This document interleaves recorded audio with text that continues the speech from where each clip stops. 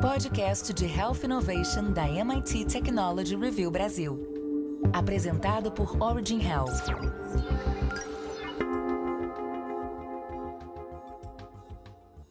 Olá, bem-vindas e bem-vindos ao podcast de Health Innovation da MIT Technology Review Brasil, apresentado pela Origin. Eu sou Laura Murta e estou com Camila Pepe e Jonas Sertório. Sabemos que envelhecer é um processo complexo e multifatorial que envolve aspectos cronológicos, biológicos, psicológicos e sociais. Estatísticas sugerem que é preciso acelerar essa corrida por conhecimento e soluções quando falamos de envelhecimento. Segundo a Organização das Nações Unidas, daqui a 30 anos haverá cerca de 2 bilhões de pessoas com 60 anos ou mais, o que representará 22% da população mundial. Em 2005, esse público correspondia a 10%. No Brasil, essa situação é ainda mais marcante. O grupo de idosos aqui aumenta mais rapidamente em comparação com as demais nações. Segundo o IBGE, em 2050, o país terá 69 milhões de idosos, o que representará 29% dos brasileiros. O envelhecimento é um dos principais fatores de risco para o desenvolvimento de problemas cardiovasculares, certos tipos de câncer e outras patologias, inclusive a Covid. No episódio de hoje, vamos discutir um artigo de Steven Hein, com a colaboração de Alexandre Salerno, publicado na edição de Medicina da Technology Review brasileira, que discute a possibilidade e o impacto do uso de psicodélicos em doenças comuns em idosos, como a demência e a depressão, e também o que tem sido estudado e as principais descobertas nessa área. Faça parte da comunidade MIT Technology Review Brasil e assine nosso conteúdo em mittechreview.com.br/assine. MIT Tech Review/assine. Então, Camila, qual o mecanismo que acontece no cérebro que leva ao desenvolvimento de doenças como a demência e depressão? Então, Laura, já se sabe que declínio cognitivo e de afetividade acompanham o envelhecimento, tipicamente a partir dos 60 anos de idade. Essas mudanças comprometem a criatividade, a empatia e a busca ativa por novas experiências. Essas alterações acabam podendo ter relação com a falta de novos estímulos nessa fase de vida. A depressão é uma das causas mais comuns de sofrimento emocional em idosos. Inclusive, idosos têm taxas mais altas de suicídio do que os adultos mais jovens. Agora, falando um pouco sobre demência, pelo menos 50 milhões de idosos no mundo têm diagnóstico de demência, sendo a doença de Alzheimer a responsável por aproximadamente 50 a 70% dos casos. O hipocampo, localizado nos lobos temporais do cérebro, é particularmente vulnerável à doença de Alzheimer. Fundamental para o aprendizado, memória, processamento de emoções, é onde neurônios insistem em nascer todos os dias, fenômeno conhecido como neurogênese. Neurotransmissores são mensageiros químicos por trás das funções cerebrais. A serotonina, por exemplo, é o neurotransmissor que interfere com a sensação de bem-estar, cognição, sono e humor. Um dos receptores presentes na membrana dos neurônios que responde à serotonina é o conhecido pela sigla 5-HT2A. Abundante nas partes do cérebro vulneráveis à doença de Alzheimer, se estimulado, em tese, poderia proteger da degeneração as células do hipocampo e do córtex pré-frontal. Sua ativação estimularia também a neurogênese e a produção do fator neutrófico derivado do cérebro, benéfico para a saúde do sistema nervoso. Uma vez que o número de neurônios no hipocampo decai com a idade, intervenções que promovam neurogênese também podem ajudar a construir uma reserva cognitiva capaz de amortecer os impactos intelectuais e emocionais da velhice. A compreensão da fisiopatologia da depressão progrediu consideravelmente, mas nenhum modelo ou mecanismo único pode explicar satisfatoriamente todos os aspectos da doença. Diferentes causas podem estar subjacentes a episódios em pacientes diferentes ou mesmo a episódios diferentes no mesmo paciente em momentos diferentes. Estressores psicossociais e estressores biológicos, como por exemplo o período pós-parto, podem resultar em diferentes patógenes e responder preferencialmente a diferentes intervenções. A causa exata dos transtornos depressivos é desconhecida, mas fatores genéticos e ambientais contribuem para o desenvolvimento da doença. A hereditariedade é responsável por cerca de metade da etiologia. A depressão é mais comum entre parentes de primeiro grau de pacientes deprimidos e a concordância entre gêmeos idênticas é alta também. Além desses fatores que já falei aqui, fatores genéticos também são fatores que provavelmente podem influenciar o desenvolvimento de respostas depressivas a eventos adversos. Outras teorias se concentram em mudanças nos níveis de neurotransmissores, incluindo, por exemplo, regulação anormal da neurotransmissão colinérgica e catecolaminérgica. A desregulação neuroendócrina pode também ser um fator que afeta esse processo. Fatores psicossociais também parecem estar envolvidos. Grandes estresses da vida, especialmente separações e perdas, geralmente precedem episódios de depressão maior. Mas esses eventos geralmente não causam depressão grave e duradoura, exceto em pessoas predispostas a um transtorno de humor. Agora, falando sobre demência, esse é um termo usado para descrever um grupo de sintomas que afetam a memória, o pensamento e as habilidades sociais com gravidade suficiente para interferir em sua vida diária. Não é uma doença específica, mas várias doenças podem causar demência. Embora a demência geralmente envolva perda de memória, a perda de memória tem causas diferentes. Ela, por si só, não significa que você tenha demência, embora muitas vezes seja um dos primeiros sinais da doença. A doença de Alzheimer é a causa mais comum de demência progressiva em adultos mais velhos, mas existem várias outras causas de demência. Dependendo da causa, alguns sintomas de demência podem ser reversíveis. A demência é causada por danos ou perda de células nervosas e suas conexões no cérebro. Dependendo da área do cérebro que está danificada, a demência pode afetar as pessoas de maneiras diferentes e causar sintomas diferentes. Algumas doenças parecem demências, como as causadas por uma reação a medicamento ou deficiências de vitamina, e podem melhorar com o tratamento. A Camila fez essa introdução, sobre as questões, acho que de fisiopatologia relacionadas ao envelhecimento, mas queria pedir para o Jonas explicar o que são esses psicodélicos, como eles agem no cérebro e também como esses agentes podem ajudar no tratamento de doenças relacionadas ao envelhecimento ou comum aos idosos, como a Camila explicou. Então, Laura, psicodélicos são uma classe de moléculas parecidas com a serotonina que ativam os mesmos receptores 5-HT2A. O termo psicodélico foi inventado em 1957 pelo médico inglês Humphrey Osmond e significa manifestador da mente. Exemplos incluem a psilocibina, dos cogumelos mágicos, as dimetiltriptaminas ou DMTs do chá de ayahuasca e da secreção de algumas espécies de sapos, e a dietilamida do ácido lisérgico, também conhecido como LSD. Em meados da década de 60, o LSD havia sido prescrito para aproximadamente 40 mil pacientes nos Estados Unidos. Isso gerou mais de 1.000 artigos científicos, dezenas de livros e uma série de matérias de capa em revistas de alta circulação nos Estados Unidos.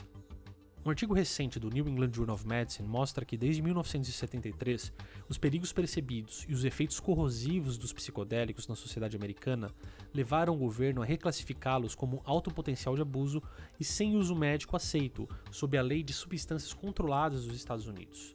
Nos 40 anos seguintes, as pesquisas e atividades clínicas sobre psicodélicos praticamente cessaram. Mas aplicações clínicas recentes de drogas como a cannabis e a ketamina para tratar diversas condições médicas reviveram o interesse pelos psicodélicos. Pequenas empresas e organizações sem fins lucrativos, ansiosas para investir na próxima revolução psicofarmacêutica, lançaram uma corrida do ouro para desenvolver drogas psicodélicas. No entanto, sintetizar novas drogas psicodélicas e testar as existentes para obter a aprovação do FDA, a Food and Drug Administration, para indicações clínicas ou mesmo para uso recreativo sem receita médica, seria um desafio formidável em vista da bagagem cultural ligada aos psicodélicos, por causa de seu uso comum como drogas místicas e ferramentas usadas até mesmo em interrogatórios. Inicialmente, drogas como LSD, a psilocibina, a mescalina e a dimetiltriptamina foram classificadas como psicodélicas com base em propriedades farmacológicas e efeitos clínicos semelhantes. No entanto, a classificação foi ampliada para incluir drogas psicoativas que têm diferentes alvos farmacológicos, como o MDMA, também conhecido como êxtase, e anestésicos dissociativos como a fenciclicidina, também conhecido como pó de anjo, além da ketamina. Resultados encorajadores em relação à depressão, ansiedade, transtornos por uso de substâncias e cuidados paliativos têm sido relatados com essas drogas nas últimas décadas. É interessante notar que os efeitos terapêuticos foram vinculados ao relato subjetivo da experiência mística de usuários. No entanto, esses estudos tinham limitações metodológicas, como a falta de tratamento de comparadores, curtos períodos de acompanhamento, dosagem imprecisa e variabilidade nos cenários de tratamento. A pesquisa com psicodélicos ressurgiu na virada do século XXI. Nos últimos 5 anos, quase 3.000 artigos foram publicados sobre o tema, ajudando cientistas e a sociedade a compreender melhor como essas substâncias funcionam, além de promover o seu resgate para uso na medicina. Utilizando células de animais em laboratório, cientistas observaram que psicodélicos estimulam o receptor 5-HT2A para facilitar a comunicação celular e a formação de novas sinapses. No Instituto DOR e na UFRJ, em parceria com parceiros e pesquisadores da Unicamp e da UFRN, estudos com psicodélicos mostram como essas moléculas influenciam neurônios e outros tipos celulares criados a partir da pele ou urina de voluntários. Nessa empreitada foram identificadas centenas de proteínas relacionadas à neuroplasticidade, neurogênese e à redução da inflamação e neurodegeneração em organoides cerebrais humanos expostos, por exemplo, ao DMT e à LSD. Demonstrou-se também que o LSD pode ser um potente estimulador cognitivo em ratos idosos. Para além das células, sinapses e cobaias, os psicodélicos têm baixa toxicidade e uma boa segurança em seres humanos, quando comparados a outros medicamentos. Tampouco devem ser considerados porta de entrada para outras drogas. Pelo contrário, quando associados à psicoterapia, têm potencial do tratamento do alcoolismo, tabagismo e até mesmo no abuso de opioides. Uma pesquisa com a psilocibina em voluntários saudáveis indicou aumento de 25% no metabolismo cerebral, assim como na conectividade funcional entre regiões com alta densidade do receptor 5-HT2A. Os dados sugerem que a reorganização do circuito neural é uma característica dos efeitos dos psicodélicos sobre o tecido cerebral. Em outra análise, também com adultos saudáveis, doses de LSD interferiram na conectividade funcional entre a amígdala e outras regiões do sistema límbico, o que indica efeito positivo sobre redes disfuncionais de neurônios associados à depressão e ansiedade. Estudos clínicos relatam ainda eficácia na redução da ansiedade em pacientes com diagnósticos de câncer, comum na população idosa.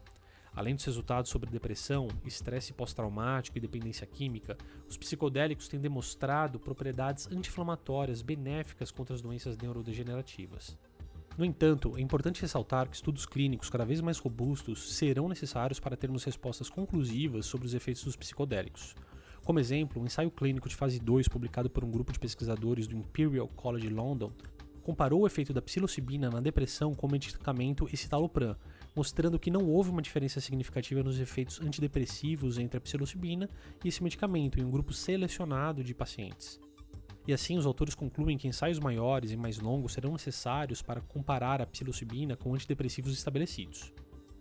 Em um outro artigo do New England Journal of Medicine, o autor conclui que, dada a história controversa, propriedades únicas e reivindicações ambiciosas em torno das drogas psicodélicas, o seu desenvolvimento ele deve ser guiado pela ciência mais esclarecida e com o máximo rigor metodológico.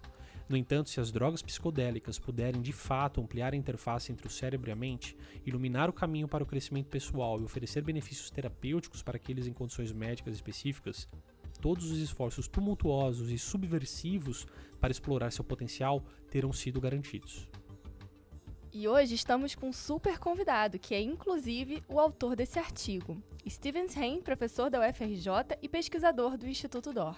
Stevens, muito obrigado pela sua participação aqui no podcast. Obrigado a vocês pelo convite.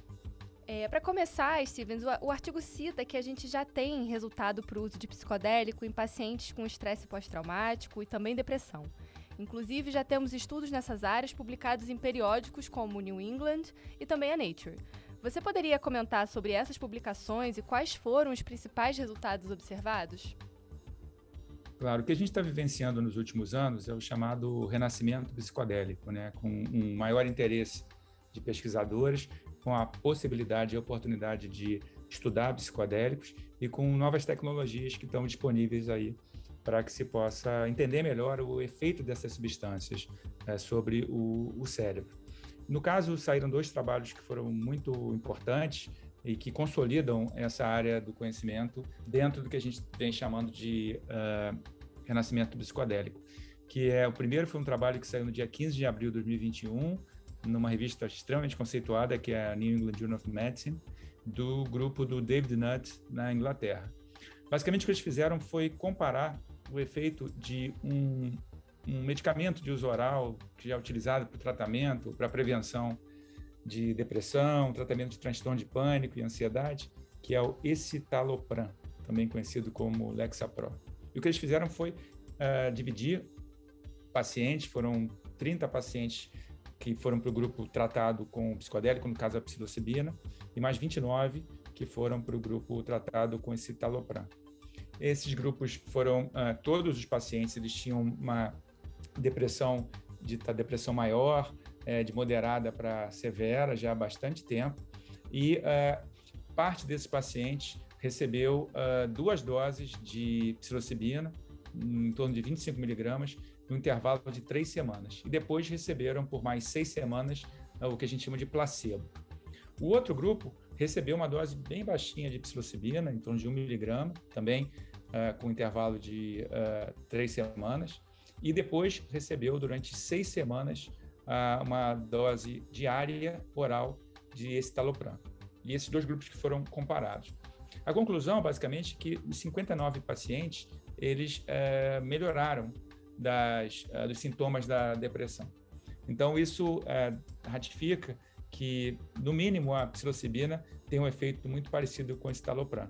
Mas o interessante é o número de doses que foi necessário para você ter o efeito com a psilocibina, que foram 2 doses, né, ao longo de todo esse período, com o grupo do medicamento já tradicional, né, que é o escitalopram, que recebeu durante 6 semanas uma dose oral diária, né, de escitalopram. Então, isso foi um trabalho importante para consolidar essa área de pesquisa, para mostrar o efeito dos chamados psicodélicos clássicos e para aumentar a expectativa e a perspectiva de reintrodução deles na área médica. O segundo trabalho, já é um trabalho que foi publicado em maio também de 2021, né? Ontem foi abril, esse foi em maio, foi publicado no Nature Medicine, também uma excelente revista, e que o trabalho foi em cima do MDMA, foi publicado pelo grupo do Rick Doblin, nos Estados Unidos. E foi um trabalho em cima do estudo do anterior à depressão, nesse estresse pós-traumático, um estudo também randomizado, duplo cego, com 90 pacientes, nos quais os pacientes receberam, além do MDMA, também o que a gente chama de psicoterapia assistida combinada com o MDMA. E, mais uma vez, também houve uma melhora bastante significativa, e no caso foi comparado, os 2 grupos receberam psicoterapia, mas somente um recebeu o MDMA, o outro recebeu o placebo.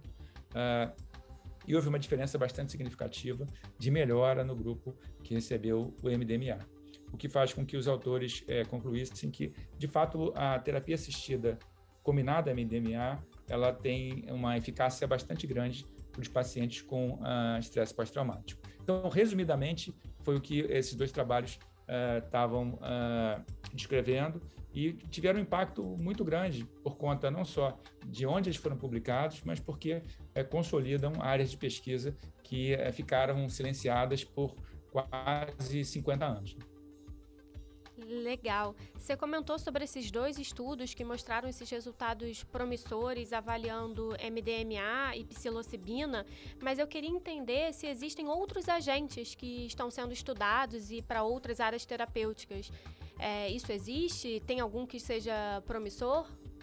Não, há vários estudos em andamento, né, não só para estresse pós-traumático ou para depressão. Na verdade, hoje, né, no dia de hoje que a gente está gravando, há 377 estudos abertos numa plataforma de testes clínicos, né, que é uma plataforma que congrega testes clínicos realizados no mundo inteiro. Desses 377, 85 estão recrutando e 177 já terminaram, e agora os pesquisadores estão analisando os dados, né? E eles vão desde estudos sobre o efeito de psicodélicos na dependência de álcool, dependência de tabaco, burnout associado a cuidadores de pacientes com doenças crônicas, enxaqueca, neuroplasticidade, e inclui não somente psilocibina e MDMA, mas também LSD, mescalina, DMT, etc. Então, tem um conjunto bastante grande de pesquisadores no mundo envolvidos nessa área de pesquisa, das mais variadas transtornos mentais ou condições de saúde. Mas o que a gente precisa no momento obviamente, além desses trabalhos que eu comentei, dos que foram publicados, desses que estão em andamento, também a gente precisa de muita pesquisa básica, né? A gente precisa entender um pouquinho mais como é que essas substâncias agem, não só do ponto de vista de uma aplicação terapêutica imediata, mas também do ponto de vista do entendimento, que elas podem ser ferramentas interessantes para se entender o próprio funcionamento do cérebro, o que é a consciência, e uma série de outras questões que são grandes mistérios, uma das principais questões ligadas à ciência, né? Como é que funciona o nosso cérebro. É legal, esse número chama a atenção, realmente impressionante. A gente tem um caminho aí a percorrer, mas é muito bom saber que já tem muitos estudos em andamento para acontecer aí no curto prazo. E a gente está falando de substâncias que a gente ainda está em avaliação, talvez na pesquisa básica, em alguma fase pré-clínica. A gente também falou dos estudos, né, em estudos mais avançados, digamos assim. E aí, exatamente por isso eu queria saber se existe alguma perspectiva, né, da aprovação e do uso desses agentes na prática clínica e se existe algum debate ou até consenso de como esses agentes vão ser utilizados.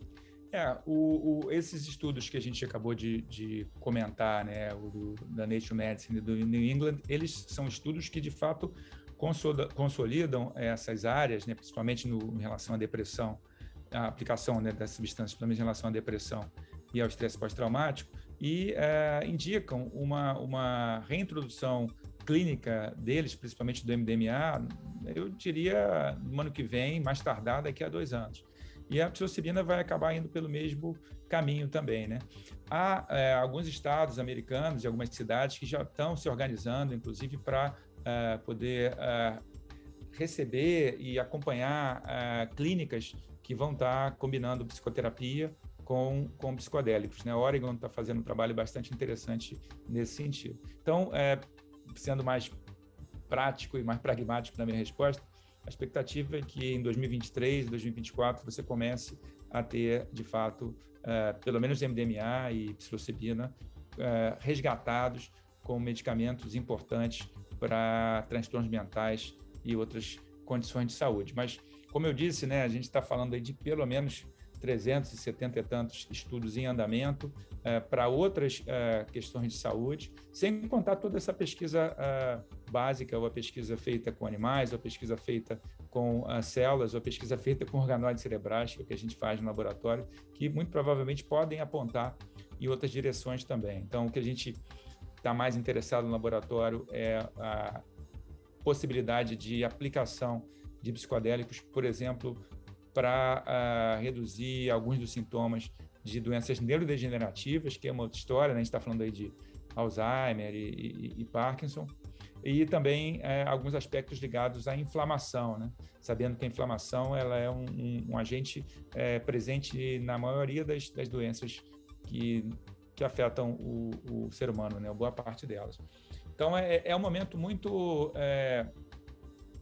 promissor e, ao mesmo tempo, divertido para quem trabalha com pesquisa em neurociências e em outras áreas, ter o privilégio e a oportunidade de voltar a estudar psicodélicos com a tecnologia que avançou muito desde os primeiros estudos, né? Os primeiros estudos de psicodélicos são da década de 50, 40, 50, 60, e nesse período muita coisa avançou, né? As tecnologias de neuroimagem, de você conseguir entender como é que o cérebro funciona, né, ali em tempo real, sem contar toda a parte de biologia molecular. Então é muito bom estar fazendo parte desse renascimento psicodélico e de estudar isso, ainda mais num momento tão delicado da história da humanidade, né? Não só pela pandemia, mas também por toda essa distopia que a gente está vivendo. Legal. Você acabou antecipando uma dúvida que eu ia tirar, porque a gente acaba vendo muito se falar de saúde mental.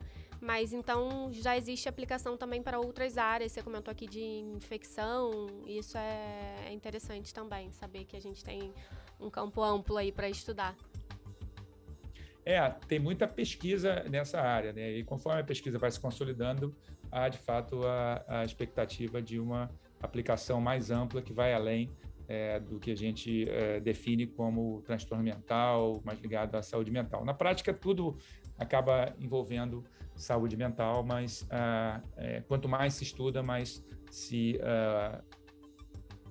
vislumbra a possibilidade de uma aplicação mais ampla. Até porque a gente está falando de substâncias que interferem com um neurotransmissor que é chamado serotonina, que ele está presente no cérebro, mas está presente também no intestino. Então, isso leva para a gente uma perspectiva de integração muito maior, né? Muito interessante também. Perfeito. Stevens, muito obrigado pela sua participação aqui no podcast. Foi incrível essa conversa, né? Acho que a gente começou com a pergunta, né? Se psicodélico é coisa de velho. Pelo que a gente está vendo, parece que não. A gente tem aí um avanço, né? Em diferentes áreas terapêuticas. Foi incrível. Muito obrigada, foi ótima a conversa. Obrigado a vocês, o prazer foi meu, contem sempre comigo. E antes de terminar, eu queria convidar você que está nos ouvindo para seguir a gente nas redes sociais, @MIT Tech Review BR, e também para se inscrever no nosso canal. Semana que vem temos um novo episódio e eu espero você. Até lá!